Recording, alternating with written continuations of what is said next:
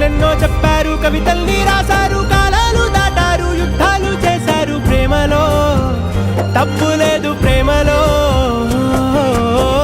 వేల వేల వెన్నెలంత మీద వాలి వెలుగునంత మోయమంటే నేను ఎంత రే.